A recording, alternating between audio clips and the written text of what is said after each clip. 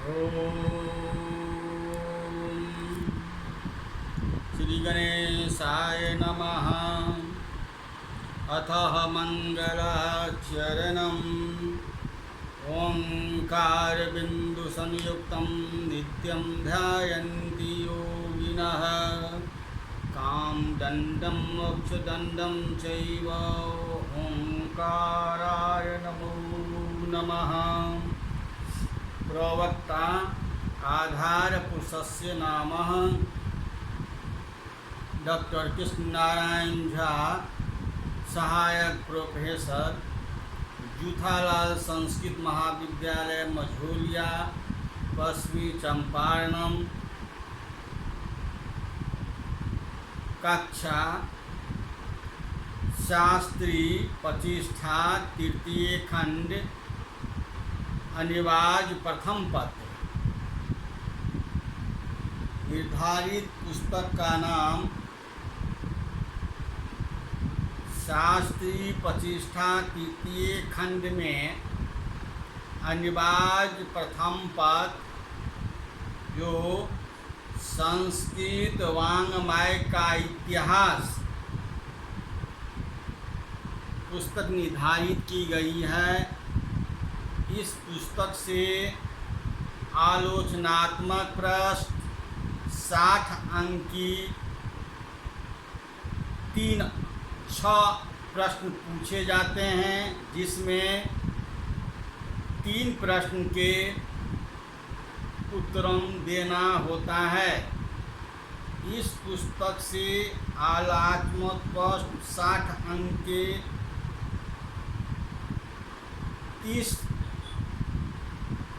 3 प्रश्न का उत्तर देना अनिवार्य है। यानी 20 अंक के 1 प्रश्न पूछे जाते हैं। प्रश्न नंबर 1, केचन त्रयः प्रश्ना समाधेया। केचन त्रयः प्रश्ना समाधेया, अर्थात 3 प्रश्न का समाधान समीक्षा करें। दूसरी प्रश्न पूछे जाते हैं, केचन चत्वारः प्रश्ना समाधेया। कोई एक में से 4 प्रश्नों का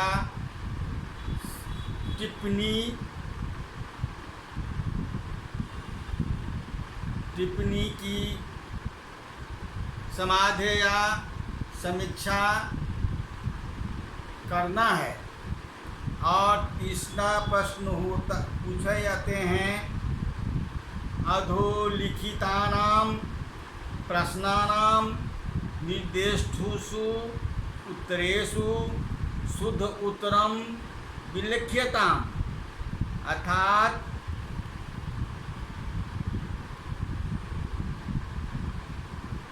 20 अंक के 10 प्रश्न पूछे जाते हैं,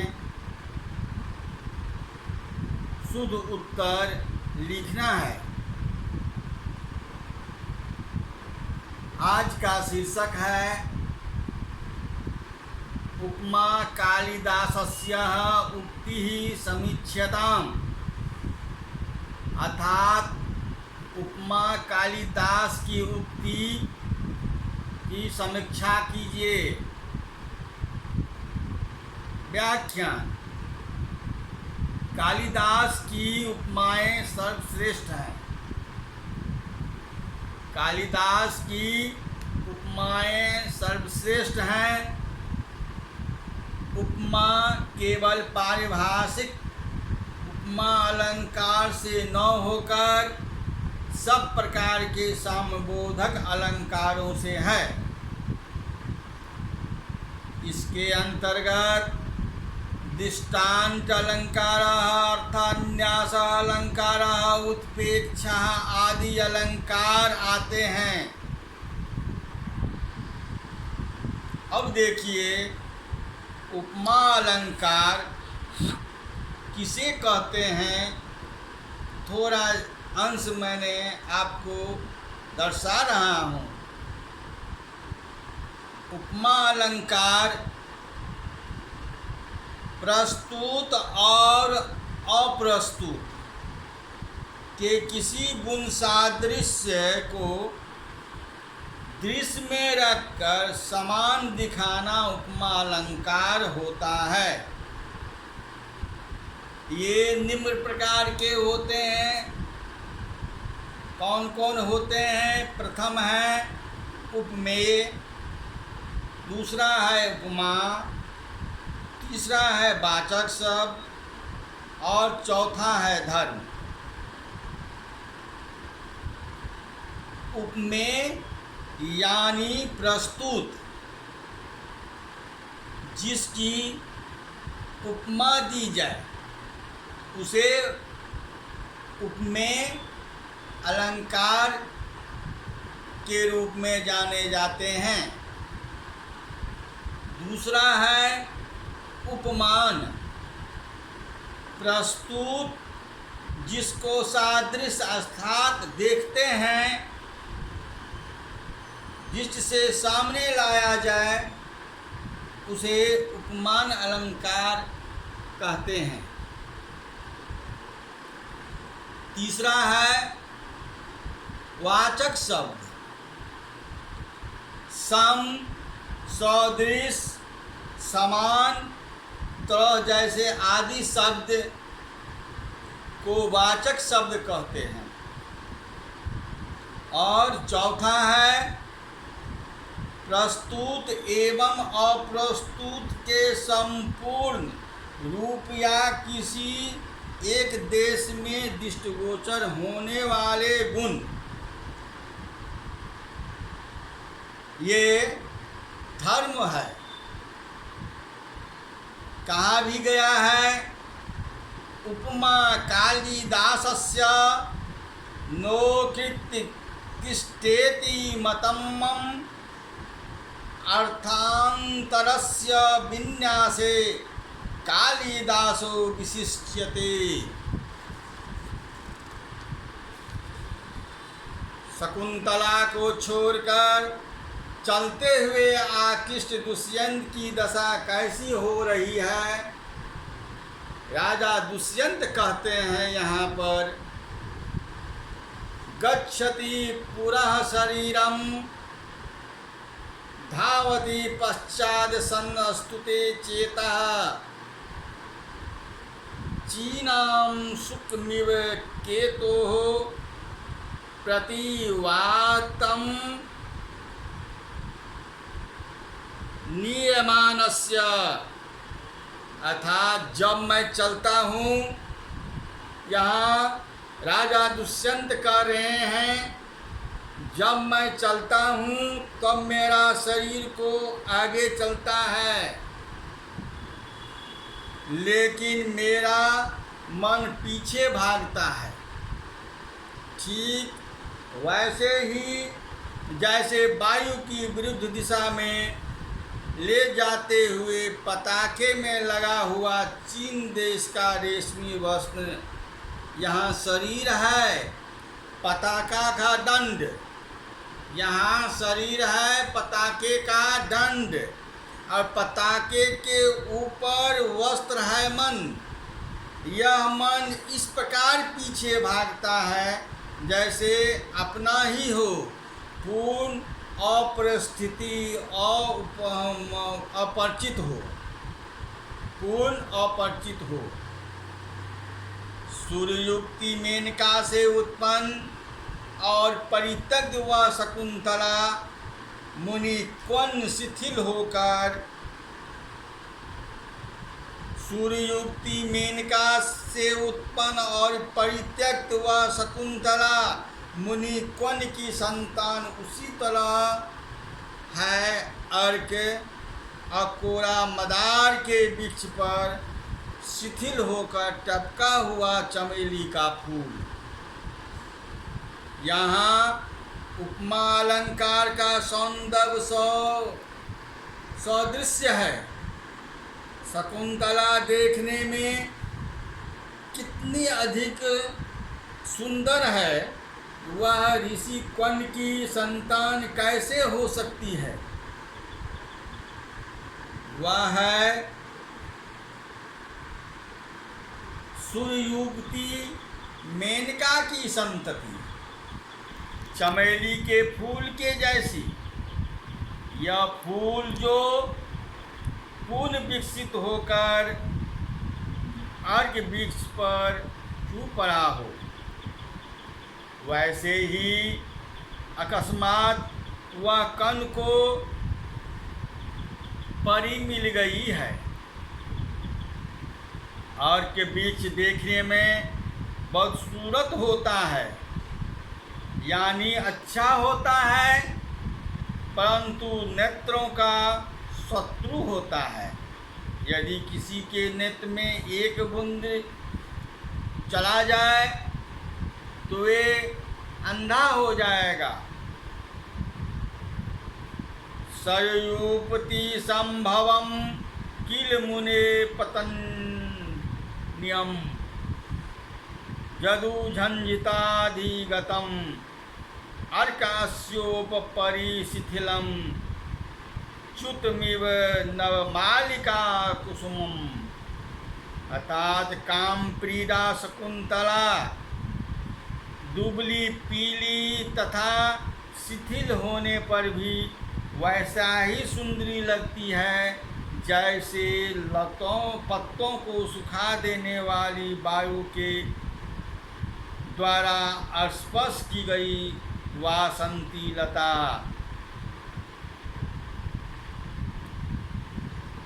शोच्या च प्रिय दर्शना च मंदरांकिष्टमालक्ष्यते पत्रामी च शोष्येन मरुता अस्पृष्टा लता माधवी। ऋषि क्वन शिष्यों के बीच शकुंतला की शोभा वैसे ही है जैसे पके बिच्छे नीरस पत्तों के बीच किसलय मध्ये तपोधनानां किसलय पांडुपात्राणाम। यहाँ पीतवश बलकलधारी तपस्वी ऋषि कर्ण शिष्यों को पांडुपुत्र अर्थात पीले पत्ते कहा गया है, क्योंकि ऋषि क्वन के शिष्य भी विलास से सर्वथा दूर अतः नीरस है और शकुंतला है किसलय के समान कोमल नमीन एवं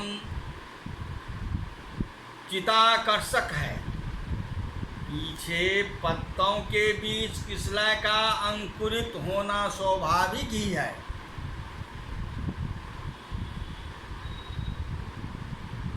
महाकवि कालिदास रचित रघुवंश महाकाव्य में द्वितीय सर्ग में उपमा अलंकार का जो उदाहरण दिया गया है, श्लोक है तस्या खुरन्यास पवित्रम पांसु मपांसुलानां धूरिकीर्तनीयः मार्गम मनुष्येव स्वधर्म पत्नी सुतेरिवार्थ अस्मिति अन्वन्गच्छत्।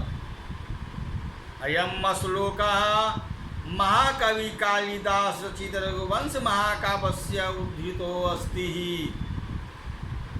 प्रतिव्रताओं में अग्रण्यन राजा दिलीप की धर्मपत्नी सुदक्षिणा उस नंदिनी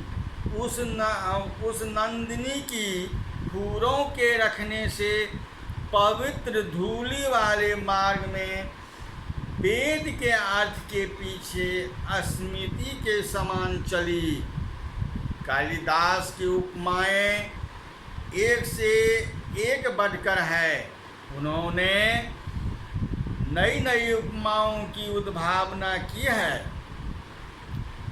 इनकी उपमाओं को विशेष चमत्कार का कारण यह है कि प्रायः इनकी उपमाएं अंतर जगत और ब्रह्म जगत दोनों से भी की गई है।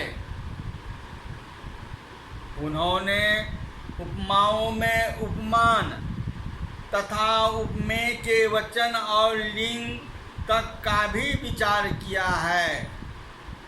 रघुवंश के षष्ठ सर्ग में इंदुमती के स्वयंवर में उपस्थित राजाओं की दशा का वर्णन करते हुए कालिदास लिखते हैं, संचारणी दीप शिखेमेव संचारणी दीप शिखेव जंग जंग व्यतीतस्य प्रतिबरासः नरेन्द्र मार्गांकई प्रपदे विवर्ण भावम सह भूमिपालः। इस श्लोक में इंदुमती की उपमा स्त्रीवाची दीप शिखा शब्द से की गई है और राजा की उपमा पुल्लिंग भट्ट शब्द से दी गई है। लिंग की समता के साथ साथ वचन की समता भी दर्शनीय है। महाकवि कालिदास रचित रघुवंश महाकाव्य के द्वितीय सर्ग में जब राजा दिलीप वशिष्ठ जी के गाय नंदिनी को चढ़ाकर लौटते हैं तो सुदक्षिणा उनकी प्रतीक्षा करती है, स्वागत करने के लिए खड़ी है। दोनों के बीच में नंदिनी की शोभा का वर्णन करते हुए कालिदास लिखते हैं, पुरस्कृतां वर्तमनि पार्थितेन पत्तुपगता पार्थी धर्मपत्न्या तदंतरे सा विराजः धेनु दिनक्षपा मध्यम गतिमेव संध्या। यहाँ राजा की उपमा दिन से है, सुदक्षिणा की उपमा रात्रि से और लाल नंदिनी की उपेक्षा लाल संध्या से दी गई है। ये उपमा अलंकार कितनी सुंदर हैं। जो राजा की उपमा दिन से दी गई है, सुदक्षिणा की उपमा रात्रि से और लाल नंदिनी की उपेक्षा लाल संध्या से दी गई है। शरीरम सदाद समग्रम भूषणम मुखेन सा लक्ष्यत क्रोध पाण्डुनाम तनु प्रकाशेन विलोच्य तारकाः प्रभात कल्पाः शशिनेव सर्वरिः। अर्थात शरीर की दुर्बलता के कारण कुछ भी आभूषण पहनी हुई उस दुर्बलता के कारण उस दक्षिणा की क्रोध पुष्प सहृदय पीले मुख से ऐसी शोभा हुई जैसे प्रातःकाल टिमटिमाते हुए ताराओं से युक्त रात भी शोभा पीछे वर्ण के चंद्रमा से होती है। यह भाव व्यक्त करने के लिए कवि ने लोध्रपानु मुख से चंद्रमा से होती है। यह भाव व्यक्त करने के लिए कवि ने क्रोध पांडु मुख से चंद्रमा की एवं एकाध तारा युक्त प्रभाव कल्प सर्वरी से सुदक्षिणा की उपमा देते हुए कितने सुंदर ढंग से पूर्णोपमा व्यक्त की है। इसी प्रकार रघुवंश महाकाव्य के 14वें सर्ग में देखें, आसन्न प्रभा शोक मूर्छिता एवं निष्कारण निर्वासिता सीता की उपमा चंद्रमा की अंतिम कला से देना अलंकार प्रयोग का चरम वैशिष्ट है। तपः पूरी तपः शोकातर एवं पुण्य गर्भ से संपन्न सीता का इससे महनीय और उदात्त वर्णन नहीं किया जा सकता था। तां पयामास च शोकदीनां तदागम पीठसु तापसु निर्विष्टसारां पितृभिः हिमांशो रत्नम कलाम दर्श इवोदिषु। अर्थात जैसे अमावस्या जड़ी बूटियों लता वृक्षों में चंद्रमा की उस अंतिम कला को शोभ देती है जिसका अमृत पितरमन पी चुके हैं, उसी प्रकार ऋषि वाल्मीकि ने भी शोक व्याकुल एवं कठोर गर्भा सीता को आश्रम की उन तपस्वियों को सौंप दिया जो माता सीता के आगमन से प्रसन्न थी। अलंकारों के साथ साथ शब्दालंकार का भी अत्यंत सहज प्रयोग महाकवि कालिदास ने महाकाव्यों में प्राप्त होता है। अनुप्रासः एवं यमक आदि अलंकार अनायास ही उनकी कविता में उपस्थित हो जाते हैं। यथा पुरो भवं त्वं न पुरो भवामि नाहं पुरो गो अस्मिन् पुरः शरत्वम्। अर्थात यह श्लोक महाकवि कालिदास रचित कुमार संभव का है।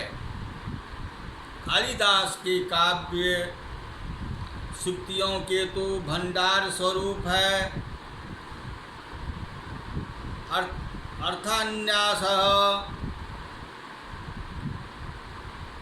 इन सूक्तियों का विषय वैदिक वैदुष कलात्मक प्रणीता मनोहिता एवं विविध शास्त्र ज्ञाता दर्शनीय है। इस प्रकार कालिदास की कविता में स्थल स्थल पर अनोखी उपमा, इनकी उपमाओं में स्वाभाविकता का उत्कर्ष है जिसे पाठक का सहृदय सहसा चमत्कृत हो उठता है। कविवर महाकवि कालिदास उपमा अलंकार के आचार्य माने जाते हैं। कालिदास के काव्यों में प्रकृति अपने स्वाभाविक चित्र विलास के द्वारा संपादित हुई है। उन्होंने अंततः प्रकृति और बाह्य प्रकृति दोनों का सूक्ष्म निरीक्षण किया है। कालिदास ने प्रकृति को अत्यधिक संवेदनशील और मानवीय भावनाओं से परिपूर्ण समझा। प्रकृति भी मनुष्य के सदृश ही सुख और दुख का अनुभव करती है। इसलिए रघुवंश में पंचवटी से सीता के अपहृत हो जाने पर राम विलाप करते हुए सीता के खोज में तत्पर हुए हिरण्यों ने उस दुख को समझकर दूब को खाना छोड़ दिया। दक्षिण ओर पलके उठाकर सीता के अपहरण की दिशा बताई। लक्ष्मण जब सीता को वाल्मीकि आश्रम के पास त्याग कर लौट गए तो सीता के रुदन के साथ साथ सारी प्रकृतियाँ भी रो उठी। मयूरों ने नित्य त्याग कर दिया, वृक्षों ने पुष्प त्याग कर दिए, हिरण्यों ने दूब खानी त्याग कर दी।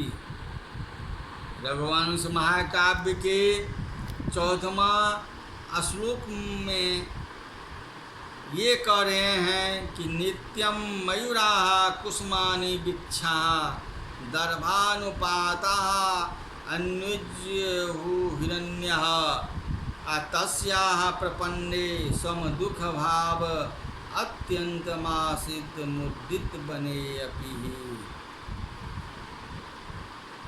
प्रकृति के साथ घनिष्ठ संबंध रखने वाले महाकवि ने प्रकृति के कोमल सुखावह तथा मंजुल स्वरूप के वर्णन का कोई भी अवसर नहीं छोड़ा है। रघुवंश के प्रथम सर्ग में समानतः प्रकृति का, द्वितीय सर्ग में पर्वत वन सुषमा का और त्रयोदश सर्ग में आश्रमों, तपोवनों, नदियों, पर्वतों आदि के सौंदर्य का कुमार संभव में हिमालय का सर्वत ही प्रकृति है। चित्रण में कालिदास अनुपेय है। गंगा एवं यमुना के संगम के प्रकृति स्वरूप का चित्रण करते समय तो कालिदास की लेखनी मानो विश्राम ही नहीं लेना चाहती। अत्यंत सुंदर उपमानाओं की झड़ी सी लगाकर कालिदास ने संगम का वर्णन किया है। कालिदास नितांत रस कवि हैं। कारण करुण, वीर, अद्भुत, भयानक, वीर, रौद्र, वात्सल तथा हास्य सभी रसों का पूर्ण परिवार पाके उनके महाकाव्य में यथा स्थान हुआ है। किंतु श्रृंगार रस के चित्रण के उन्मन सर्वाधिक रमा है। रस राज श्रृंगार के सभी विविध पक्षों का कालिदास ने सुंदर मंडन किया है। कालिदास को विश्वविख्यात लोकप्रियता का सर्वाधिक महत्वपूर्ण कारण है कि उनकी भाषा एवं शैली सरल है। कालिदास की भाषा में कहीं भी पांडित्य प्रदर्शन की प्रवृत्ति नहीं है। पद विन्यास सहज है। पद एवं वाक्य लघु एवं रसपूर्ण है। भावानुरूप ही भाषा का प्रयोग हुआ है। भाषा का उनका असाधारण अधिकार उनके काव्य की ध्वनिनात्मक बना देता है। इस माधुर्य के कारण उनके काव्यों में संगीतात्मक कला के दर्शन होते हैं। वैदव्य के ये सर्वश्रेष्ठ कवि कहे गए हैं। वैदव्य रीति संदर्भे कालिदासो विशिष्यते। आचार्य दंडी ने तो वैदव्य रीति को की उद्भावना ही कालिदास के द्वारा मानी है। माधुर्य व्यंजक वर्ण ललित रचना, समास न होना अथवा अत्यंत होना, ये सर्वतः वैद्य रीति की विशेषताएं हैं और वह सभी विशेषताएं कालिदास में प्रचुर मात्रा में प्राप्त होती है। इस कारण प्रसन्न माधव नाटक के रचयिता जयदेव ने कालिदास को कविता कामनी का विलास घोषित किया है। कवि कुलगुरः कालिदासो विलासः के खामने पाम कथया कविता कामनी कौतुकायः। ऐसे लोकप्रिय प्रसादिक एवं रससिद्धि कविता की कवि में कुछ आलोचक यत्र तत्र कतिपय दोष भी दिखते हैं, किंतु ये दोष नगण्य किंबा उपेक्षणीय है। कालिदास कविता के सौठव, कल्पना माधुर्य, सहृदय सहृदयता, व्यंजता, विलासा, वर्ण संजयता और भावानुकूल पद विन्यास के मुग्ध होकर कोई आलोचक अनायास ही उठ जाता है। महाकवि कालिदास के बाद भी महाकाव्य की धारा निर्बाध रीति से आगे बढ़ती रहो, किंतु कालिदास की काव्य कला के दायन को ग्रहण करने वाले कवियों ने उनकी परंपरा को ठीक उसी दिशा में आगे नहीं बढ़ाया। कालिदास महाकाव्य परंपरा से काव्य प्रवृत्ति ने एक नवीन मोड़ ग्रहण किया। इस काव्यों में श्रृंगार रस के वर्णन की प्रवृत्ति बढ़ती गई। भाषा में सरलता, सहजता तथा अल्प समासों के स्थान पर क्लिष्ट शब्दों एवं दीर्घ समासों को प्रवचन बढ़ने लगा। शास्त्रीय तथा व्याकरण सम्मत नियमों का पालन भी कवि ने पूर्ण हो गया। वैद्यक प्रदर्शन एवं पांडित्य प्रकरण के चक्रों में फंसकर महाकाव्य रसाभिव्यक्ति की आवश्यक था, किंतु इस भाव व्यक्त की अभी प्रबल और प्रौढ़ की। इस तरह कहा गया है, उपमा कालिदासस्य भार्वे अर्थ गौरवम। कालिदास का उपमा अलंकार एवं कवि भारवी का ये उक्ति अत्यंत है प्रसिद्ध है। यह उक्ति है उपमा अलंकार का उपमा अलंकार समाप्तम संपूर्ण।